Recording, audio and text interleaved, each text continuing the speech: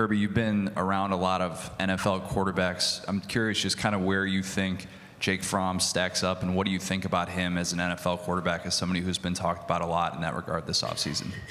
First of all, I'm extremely excited that he's our quarterback, that he's the leader of our program, the face of our organization, and a guy that has given so much to Georgia, and Georgia means so much too.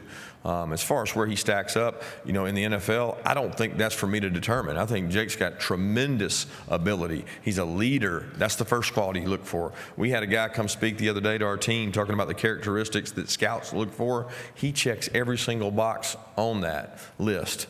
He's won a lot of football games. He's thrown touchdowns, and he hasn't thrown many interceptions. I mean, all those qualities that he has are going to give him a chance at success whenever he chooses to go to the NFL. Coach, we'll go back down here in front, second row.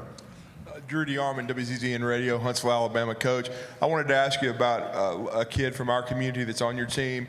I know he was a little banged up last year. How has Monty Rice progressed? And then as far as the new staff, Dan Lanning and Glenn Schumann, do you want them to be more aggressive defensively this year for you guys?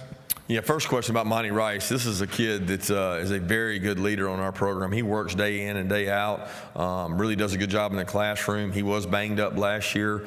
He's one of our faster linebackers, which we're trying to increase some speed at that position, and he's been very productive. When you look at what Monty's done in games, ability to make tackles and close on people, we've really been excited about what he does. I think defensively, it'd be coach speak if I sat here and said we don't want to be more aggressive. You always want to be more aggressive, but you want to do it with what you have behind it in mind. We were a young defensive football team last year. We had a lot of guys from the previous season that were gone. We got a lot of guys coming back. We should be able to do some more things. We should be able to be a little more aggressive, and given the opportunity to do that, we want to.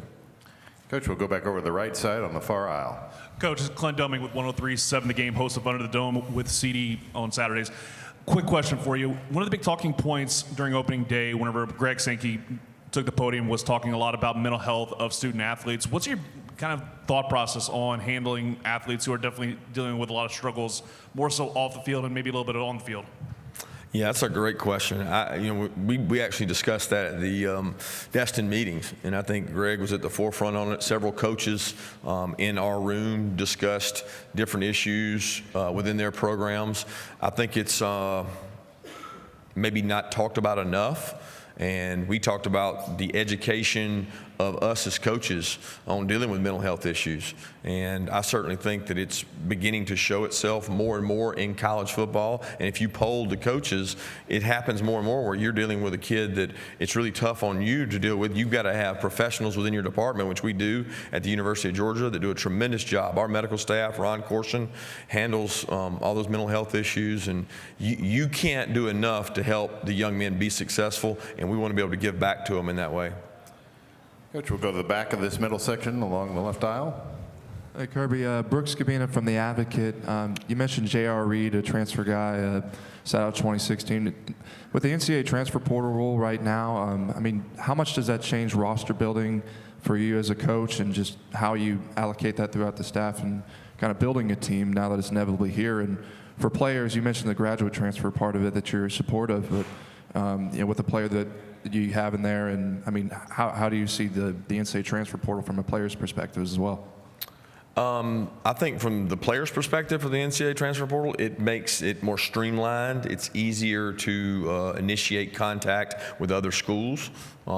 It allows you at times an easier pathway when sometimes that may not be the best thing. But the players have to decide that. And if the transfer portal's done one thing, it's made it easier for players to understand what they have to do to be able to go look and see other places. But they also have to be careful about the grass being greener on other sides. It's going to be very interesting to see how many people in this room report how many guys are in the transfer portal with no home to go to when the season kicks off. Because I venture to say there's going to be young men that have nowhere to go, that lost scholarship opportunities, that now don't have a scholarship other places. So that I think we're learning as this goes about, and we'll continue to learn and do the best thing we can to benefit our student athletes. Coach, we'll stay in this middle section along the right aisle. Murray Pooh, Bulldog Illustrated. Kirby,